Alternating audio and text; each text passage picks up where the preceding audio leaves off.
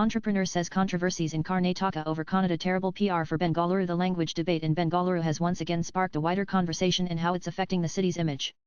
A Delhi-based entrepreneur says these recurring debates over Kannada language in India's Silicon Valley are doing terrible PR for the state's capital. Abhijit Chakraborty, founder of Alphanumero Agency Studio, shared his views on LinkedIn, calling language nothing more than a basic tool for communication. Any language, in everyday life, is simply a means to communicate, he wrote, adding that people usually figure out a way to understand each other even when they don't share a common tongue. Citing an example, Chakraborty said that if someone from Chennai is trying to hail an auto in Delhi and that interaction turned into a cultural standoff, he said, you'd never reach your destination. Chakraborty also pointed to his time in Delhi, where even after knowing Bengali, Hindi and English, he had to get familiar with Punjabi.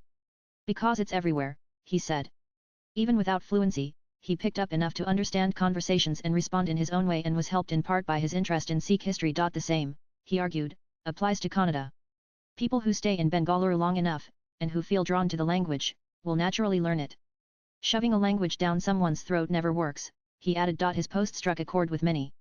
One commenter said she had been married to a Kannadiga for 4 years but only knows a few Kannada words. Still, she's slowly learning to follow conversations. Language should be a bridge, not a battleground, she wrote. These culture wars only distract from the real issues. Another user said the only way to get others to learn your language is to make it cool. A third pointed out that aggressive language policing in the name of cultural preservation is bound to backfire. Swipe left for next video. The LinkedIn post comes days after a video from an SBI branch in Bengaluru's Chandapura area showed a bank manager refusing to speak Kannada, insisting this is India, they'll speak Hindi, not Kannada. The video triggered backlash from pro-Kannada activists and politicians. The manager was later transferred, and both he and the bank issued apologies. Language advocates say learning Kannada is a matter of respect. Critics argue it's not that simple, especially in a city as diverse and cosmopolitan as Bengaluru. Latest blogs.